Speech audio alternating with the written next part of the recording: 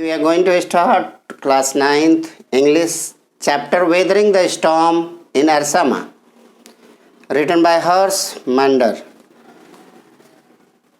Here, this is the weathering means facing the storm in Arsama.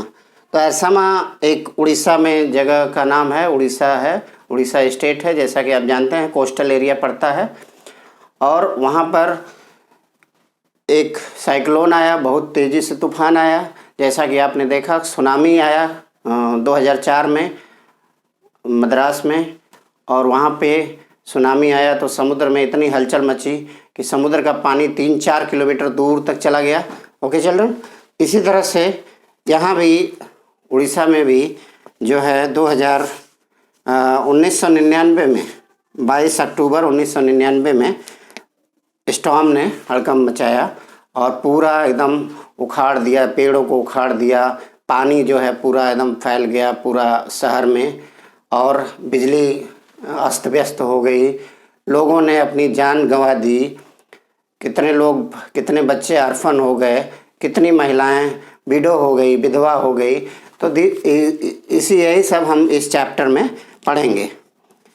तो सबसे पहले हम लोग देखते हैं कि इसमें जो मेन कैरेक्टर है उसका नाम है प्रशांत। तो प्रशांत जो है अपनी माँ की मृत्यु के बाद प्रशांत उड़ीसा में रह रहा है। वो उड़ीसा से अरसामा जाता है अपने मित्र से मिलने के लिए। कब जाता है? 27 अक्टूबर 1999 को। और अरसामा जैसा कि आपको बताया ही है कि तटीय क्षेत्र है जहाँ समुद्र है और वह उड़ीसा से 18 किलोमीटर दूरी पर है। प्रशांत वहाँ गया था अपने मित्र से मिलने और अपना डे वहाँ बिताने के लिए। तो सबसे मुख्य जो कैरेक्टर है प्रशांत है। तो वहाँ वो प्रशांत जाता है और वो जैसे ही वहाँ पहुँचता है, एक दिन ही बिताता है कि शाम को बहुत तेज़ी से तूफान आता है और तूफान की स्पीड जो है 350 किलोमीटर पर आवर रहती है। तूफान इतना भयंकर रहता है कि प्रशांत देख करके घबरा जाता है। जितने भी नारियल के पेड़ थे वहाँ पे वो उखड़ जाते हैं, स्पेशली जो कोस्टल एरिया में है नारियल के पेड़ होते हैं, उखड़ जाते हैं। और उसके बाद कितने मकान जो है धराशायी गिर जाते हैं, कितने लोग अंदर दब जाते हैं, मर जाते हैं। चारों तरफ पानी ही पानी हो जाता है। कोई कहीं छत पर, किसी के यहाँ छत पर शरण लेता है क्योंकि घर में पूरा पानी घुस आता है। तो इस तरह से जितने और भी पेड़ रहते हैं सब उखड़ जाते हैं। अब प्रशांत जो है सोचने लगता है कि मेरी जो फैमिली है कितने 18 किलोमीटर दूरी पे जो रह रही है उड़ीसा में, वो जीवित होगी कि नहीं होगी, यही सब सोचने लगता है। वो बहुत ही चिंता में पड़ जाता है कि क्या करें, कैसे जाएं। लेकिन इतनी स्थिति खराब है कि वो जा भी नहीं सकता वहाँ से 18 किलोमीटर दूर, क्योंकि चारों तरफ पानी भर गया है, चारों तरफ पानी ही पानी है। अब वो कैसे भी एक डंडा लेता है और रास्ते में उसको देखते देखते, क्योंकि रोड का पता ही नहीं है, रास्ते में उसको मेजर करते करते आगे और देखते हुए आगे बढ़ता है और कोशिश करता है कि गांव पहुंच जाएं। रास्ते में जाते जाते देखते ही कि वो नाप लेता है, पहले एक डंडा रहता है, नापते हुए आगे नाप लेता है, देखता है कि हाँ यहाँ पैर रखेंगे तो डूबेगा कि नहीं। फिर धीरे धीरे वो आगे बढ़ता है।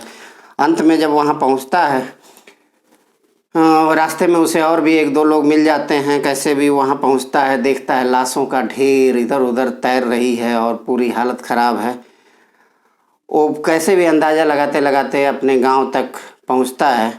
और प्रशांत कुछ नहीं, जस्ट 19 साल का एक बच्चा है। वहाँ वो पहुंचता है, 19 साल का किशोर है। और जब वो वहाँ पहुंचता है तो क्या देखता है कि उसके जो मैटरनल जो दादी हैं वो कहीं से दिखाई देती हैं। वो देखते ही रोता है बहुत तेज़ी से, तभी कई लोग उसके आसपास गैदर हो जाते हैं। वो देख करके बहुत खुश होता है क्योंकि उसे लगा कि हाँ हमारे जो नियर और डियर हैं वो ज़िंदा हैं। उसके बाद वो प्लानिंग करता है कि क्या किया जाए, कैसे इन लोगों की मदद की जाए। वो खुद ही सोचता है कि इस दुर्घटना, ये जो प्रकृति ने जो दुर्घटना की है या जो साइक्लोन आया है, इसमें मैं लीडरशिप का रोल अदा करूँगा। प्रशांत जो है लीडरशिप का रोल अदा करता है और वो देखता है कि सब लोग बिखरे हुए हैं, सब लोग रो रहे हैं, किसी का भूख से तड़प रहे हैं। वो अपने आप ही देखता है और लकड़ी उकड़ी इकट्ठा करता है और उसमें चावल बनाता है। लोग कैसे भी 4-5 दिनों के बाद कैसे चावल जो है खा करके अपना पेट भरते हैं, because of the Prashant leadership. और उसके बाद जो है अगले दिन देखते हैं लोग कि ऊपर से हेलीकॉप्टर आता है। आप जानते ही हैं कि जैसे ही 5 दिन के बाद हेलीकॉप्टर आता है, सरकार की मदद आती है।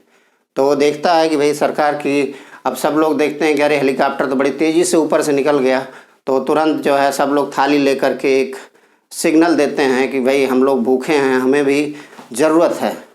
किस चीज़ की ज़रूरत है? फूड की ज़रूरत है। अब जब हेलीकॉप्टर में जो सब लोग देखते हैं तो वो जानते हैं कि यहाँ भी हमें ज़रूरतमंद लोग हैं, यहाँ भी खाना की ज़रूरत है। वो लोग मुझे इंडिकेट कर रहे हैं थाली, खाली थाली दिखा करके। अब उसके बाद वो तुरंत जो है खाली थाली जैसे ही देखते हैं हेलीकॉप्टर वाले, फिर वो दोबारा सरकार की तरफ से मदद आती है, सरकार पैकेट गिराती है और उसके बाद वो लोग खा लेते हैं। खाने के बाद इस तरह से कार्यक्रम चलता रहता है। प्रशांत ने तो अपनी लीडरशिप ले ही ली है, जो कि हम आपको बता ही रहे थे। अब उसके बाद प्रशांत जो है सबके लिए जो है अपना दर्द भूल करके प्रशांत जो है पॉलीथीन शेड लगाता है। जितने भी बच्चे थे, अनाथ थे, विडो औरतें रहती हैं, वो सबको, और जितना भी वो मलबा या जितना भी वो सब रहता है, गिरा रहता है, सबको हटाता है, एक जगह खाली जगह करता है। और उसके बाद अपने ही तरह के वॉलंटियर्स लड़कों को लेता है जो कि अपने से काम करने के लिए, कम्युनिटी की मदद करने के लिए तैयार हों। तो ऐसे लड़कों को ग्रुप बनाता है, बना करके पॉलीथीन शेड लगाता है और वहाँ पे सबको विस्थापित करता है या वहीं पे सब लोग रहते हैं, शेल्टर लेते हैं। और वो फिर कुछ औरतों से भी वो बात करता है और कहता है कि हम लोग सेल्फ हेल्प ग्रुप या कह सकते हैं एनजीओ शुरू करेंगे, नॉन गवर्नमेंटल ऑर्गेनाइजेशन। वो क्या करता है कि 5-6-10 लोगों को मिल करके जो उसी के विचारधारा के हों, प्रशांत के, वो एनजीओ शुरू करता है, नॉन गवर्नमेंटल ऑर्गेनाइजेशन। और उसमें कहता है कि भाई आप लोगों को खाना मिलेगा, इसके बदले आपको काम करना पड़ेगा, काम के बदले फूड, काम के बदले खाना। तो इस तरह का काम करता है जिससे सब लोग एंगेज रहें और उन लोगों को अपने जो नियर एंड डियर के चले जाने का दुख सताए नहीं, इसलिए वो ऐसा करता है। और वो बच्चों के लिए खेल कार्यक्रम भी शुरू करता है जिससे कि बच्चे उसी में एंगेज रहें और सब लोग अपना अपना धीरे धीरे डेवलपमेंट के बारे में सोचें, सुधार के बारे में सोचें, लोग ज़्यादा इस साइक्लोन को भूल जाएं। इस तरह का काम प्रशांत की लीडरशिप से होता है।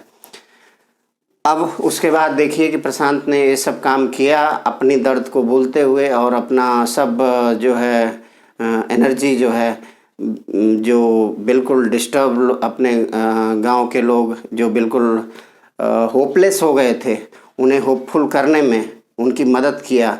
और वो खुद ही भूल गया कि भाई वो उसका परिवार कहाँ है। वो परिवार की मदद न करके बल्कि पूरी कम्युनिटी की मदद किया। तो इस तरह से बच्चों हम कह सकते हैं कि अगर हमारे पास भी कोई ट्रेजेडी और इस तरह की समस्या आती है तो उसमें से अगर कोई एक लीडर इस तरह का एक ग्रुप बना करके, सेल्फ हेल्प ग्रुप बना करके, या आप कह सकते हैं एनजीओ बना करके कोई भी कार्य अगर करता है तो हम किसी भी समस्या से लड़ सकते हैं, उसका मुकाबला कर सकते हैं। क्योंकि प्रकृति के सामने तो हर कोई